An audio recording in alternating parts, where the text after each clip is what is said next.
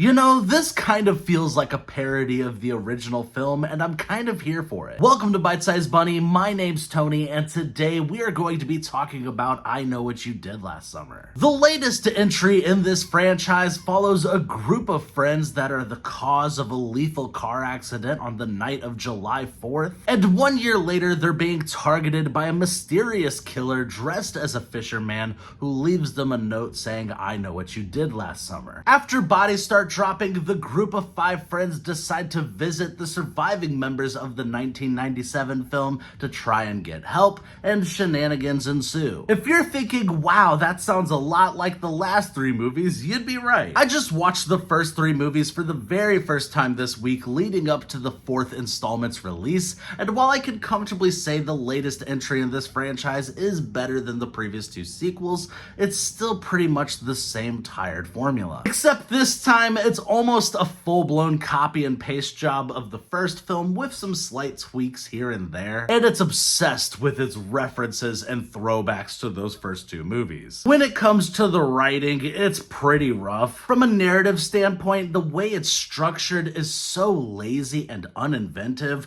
I'm fairly confident that most fans of the genre will be able to figure out exactly where this movie is going before they even get a quarter of the way into it. It is so paint by numbers that it's almost impressive how little they seem to care with wanting to try to do anything new here. But where things get especially bad is the dialogue. Granted, this movie has dialogue that is so atrocious at times, you can't help but laugh at it. Almost every line of dialogue in this movie feels like it was written by someone who is out of touch and is trying so hard to come off cool and hip with the kids, and unfortunately is failing miserably. There's a whole scene dedicated to talking about memes and how one specific meme in question is especially relevant now to one of the main characters after they were attacked by the killer. It's almost impossible to take this movie seriously, and hey, because of that, I did find myself having a lot of fun with it at times, especially once I started to lean into the dumb, campy nature of it. I think one of the biggest sins of this movie is how they implement the legacy characters into it. There is some blatant character assassination taking place here with the OG characters,